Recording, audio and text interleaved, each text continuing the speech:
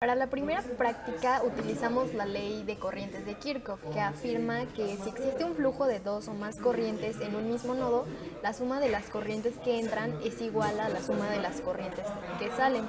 Esto quiere decir que la suma de estas corrientes se anulan en cualquier instante. La segunda ley de Kirchhoff afirma que la suma de todas las caídas de voltaje en los elementos de una malla es igual a cero. La aplicación de ambas leyes en un circuito de corriente continua es muy simple y sumamente útil para el análisis de cualquier circuito por el método de nodos o mallas. Bueno, en la práctica número 3, llamada leyes de Kirchhoff, se nos pide analizar dos circuitos. El primer circuito es este y se nos pide encontrar el valor de la resistencia 3 conociendo el valor de Vx, que es igual a 0.5 volts. El análisis se va a hacer por medio de nodos y como se puede ver aquí tenemos tres nodos.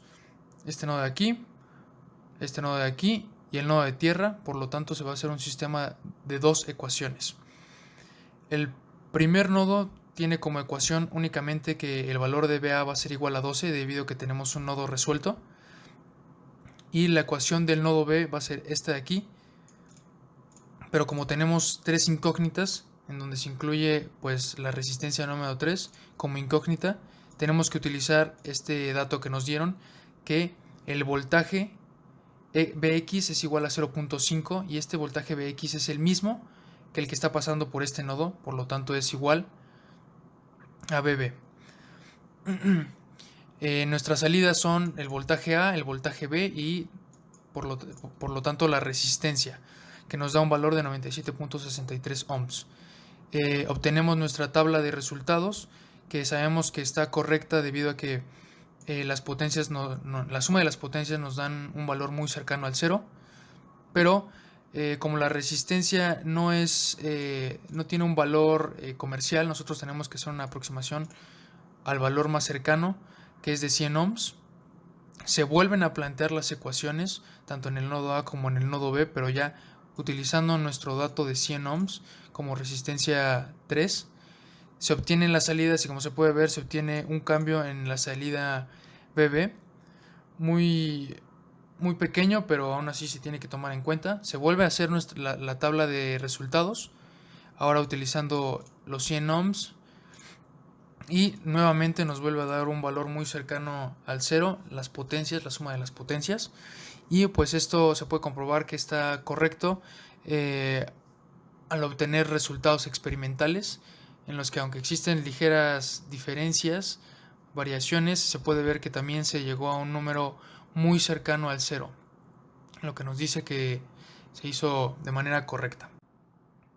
Para la segunda parte de leyes de Kirchhoff, se nos pidió analizar este circuito, del cual tenemos que conocer el valor de la resistencia RB, sabiendo que pasa una potencia de 5 miliwatts. Para la ecuación del nodo A, pues nosotros podemos ver aquí que es un nodo resuelto y por lo tanto ya conocemos el valor de BA. Para el nodo B tenemos dos ecuaciones. Esta es la ecuación número 1 que se puede plantear haciendo un análisis de nodos, y nuestra segunda ecuación va a ser igual a la potencia que pasa por RB, que va a ser la intensidad de corriente multiplicada por el voltaje que pasa por RB, y nuestra ecuación del nodo C. De este sistema de ecuaciones obtenemos 4 salidas, 3 voltajes y una resistencia. Posteriormente se hace una tabla teórica, la cual sabemos que es correcta debido a que la suma de las potencias nos da un valor muy cercano al cero, y también se puede comprobar haciendo una tabla experimental, la cual nos da valores muy cercanos y también nos da una potencia muy cercana al cero, por lo que se puede concluir que se hizo un análisis correcto en este circuito. Para la práctica 4, llamada nodos, utilizamos el método de este mismo nombre. En este análisis requerimos la ley de corrientes de Kirchhoff. Este método consiste en expresar las corrientes que fluyen en un nodo como la tensión entre los nodos dividida por las resistencias. De esta forma se obtiene un sistema de ecuaciones donde las incógnitas serán las tensiones en cada nodo del circuito.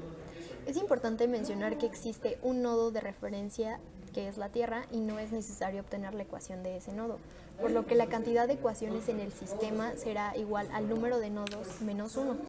Al encontrar los valores de las incógnitas del sistema por el método más conveniente, se pueden utilizar para encontrar cualquier variable referente a voltajes, corrientes y potencias dentro del circuito.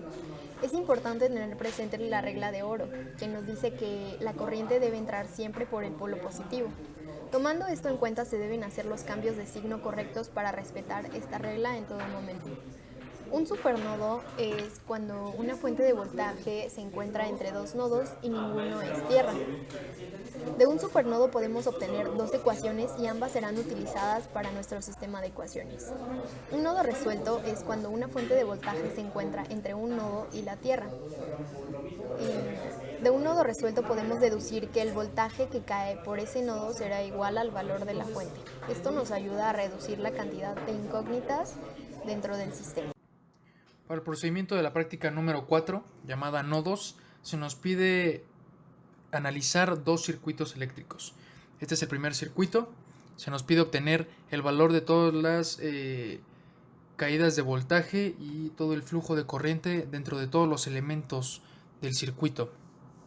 Se va a hacer por el método de nodos. Se puede observar aquí que tenemos 4 nodos dentro de este circuito. Por lo tanto, se va a hacer un sistema de 3 ecuaciones. La ecuación número 1, pues simplemente es que el voltaje A va a ser igual a 12 volts, debido a que tenemos un nodo resuelto en el voltaje A. Y el voltaje B va a ser una ecuación bastante larga, debido a que tenemos un supernodo que conecta al nodo B con el nodo C. Recordemos que un supernodo es cuando tenemos una fuente de voltaje entre dos nodos y ninguno de ellos es tierra. Se obtiene la siguiente ecuación, y también de este mismo supernodo se obtiene esta ecuación que nos dice que el voltaje que entra por el polo positivo menos el voltaje que entra por el polo negativo va a ser igual al voltaje de la fuente. De este sistema de 3 ecuaciones se obtienen 3 salidas: el voltaje A, el voltaje B y el voltaje C. Ya conociendo estos 3 valores, se puede hacer una tabla de resultados, la cual nos da todos los voltajes, corrientes y potencias de cada uno de los elementos del circuito.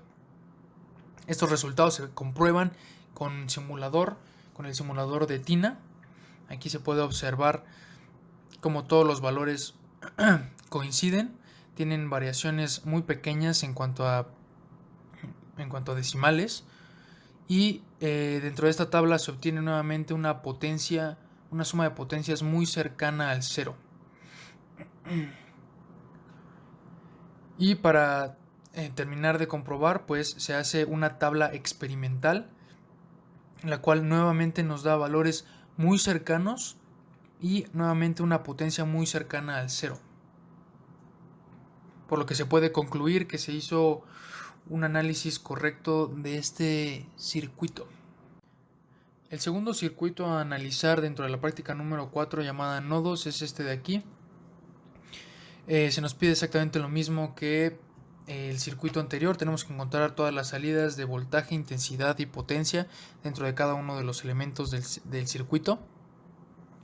Se tiene que resolver por nodos, y aquí vamos a observar que tenemos nuevamente 4 nodos, y por lo tanto se va a plantear un sistema de 3 ecuaciones. Para la ecuación del nodo A, pues se observa que se tiene un nodo resuelto, y por lo tanto BA va a ser igual al valor de la fuente que lo hace pues un nodo resuelto. Para el nodo B, pues se hace un análisis de nodos y se obtienen las intensidades que pasan por cada uno de los elementos. Y para el nodo C, pues se observa que también es un nodo resuelto, y por lo tanto sabemos que BC también toma el valor de la fuente que lo vuelve un nodo resuelto. Se obtienen las siguientes salidas: el voltaje A, el voltaje B y el voltaje C.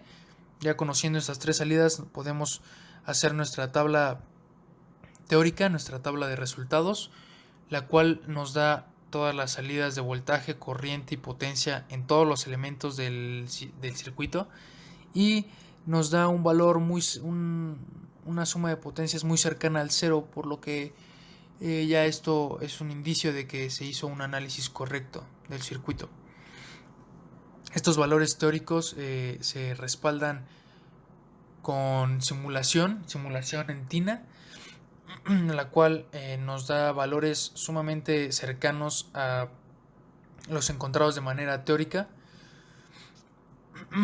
y posteriormente se hace una tabla experimental, la cual nos da valores nuevamente sumamente cercanos, con ligeras diferencias entre la simulación y la tabla teórica, pero que pues también nos da una suma de potencias muy cercana al cero. La segunda parte de la práctica número 4, llamada nodos, nos hace una serie de preguntas. La pregunta número 3 nos dice qué valor debería de tener R0 dentro de la figura 1 y R8 en la figura 2 para que exista una caída de voltaje de 2 volts en estas resistencias. Entonces pues se debe de hacer un nuevo análisis de nodos y plantear nuevas ecuaciones, en la que tenemos ahora 4 incógnitas. Tenemos nuestras 3 caídas de voltaje y nuestra nueva incógnita, que es R0, de la que no conocemos pues su valor.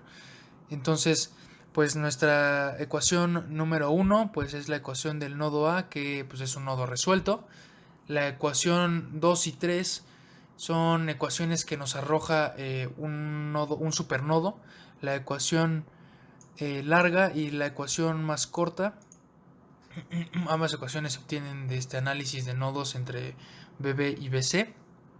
Y pues nuestro dato que nos dice, que nos habla sobre la caída de voltaje en esta resistencia, que es BA menos BC, que va a ser igual a 2 volts. Entonces, resolviendo este sistema de ecuaciones, obtenemos el valor de la resistencia R0, que va a ser de 23.163 K, y pues se comprueba este valor con el simulador de Tina. Aquí podemos ver el valor obtenido de la resistencia y cómo si nos da como salida 2 volts. Para el análisis dentro de la resistencia R8, que está en la figura número 2, pues podemos observar aquí que no se puede obtener una caída de voltaje en esa resistencia, debido a que tenemos 2 nodos resueltos conectados, y por lo tanto no podemos hacer que la caída de voltaje ahí sea igual a 2 volts. Siempre va a ser igual a 17 volts, debido a que tenemos 12 volts de este lado menos 5 volts de este lado, que va a ser igual a la caída de voltaje en esta resistencia.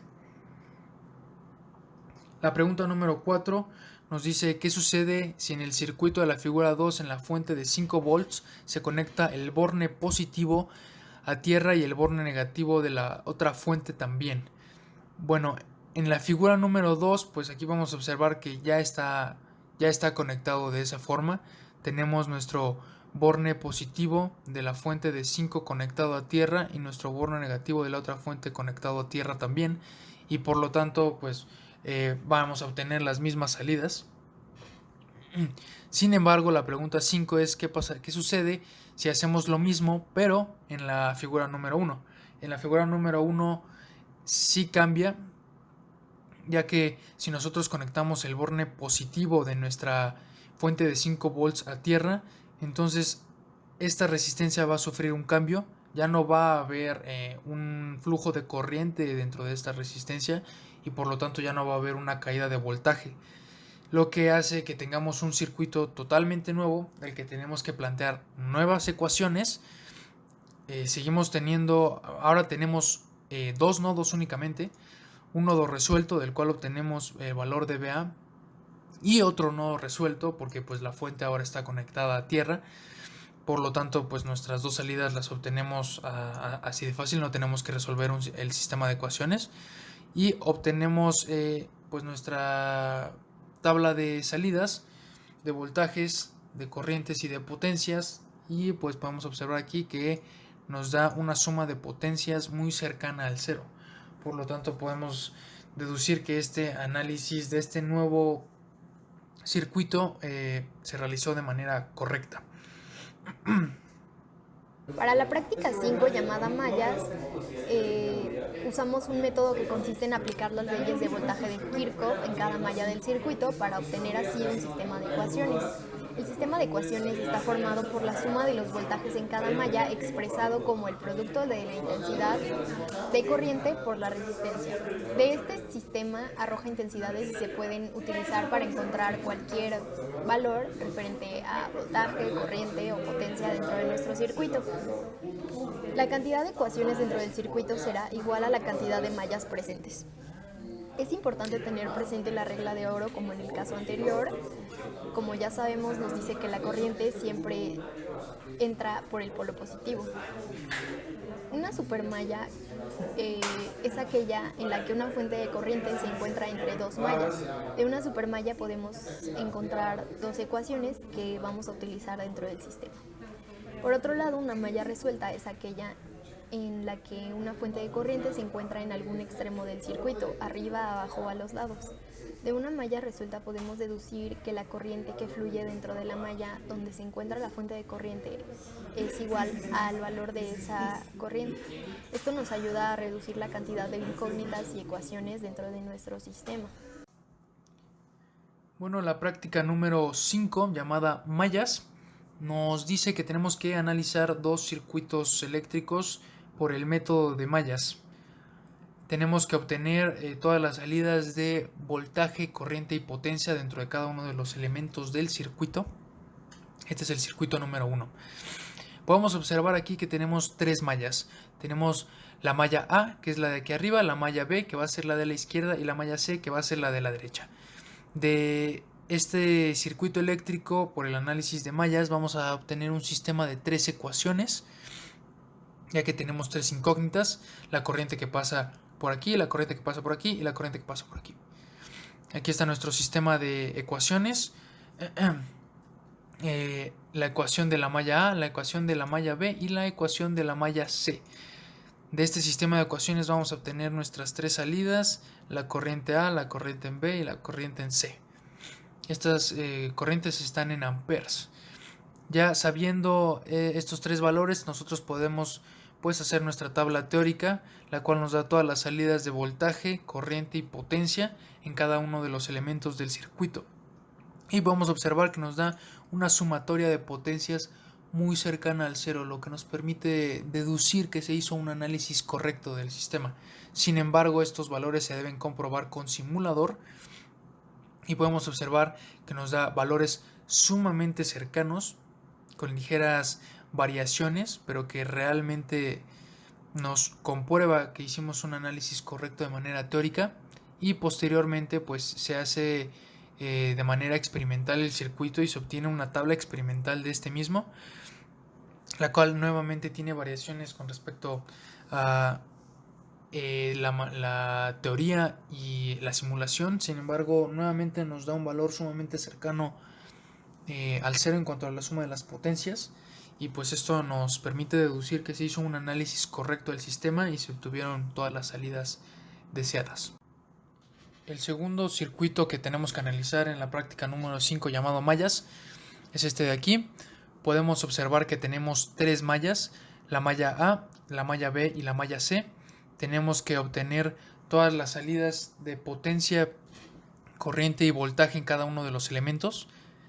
De este circuito vamos a obtener tres ecuaciones, ya que tenemos tres incógnitas y tres mallas: la ecuación de la malla A, la ecuación de la malla B y la ecuación de la malla C.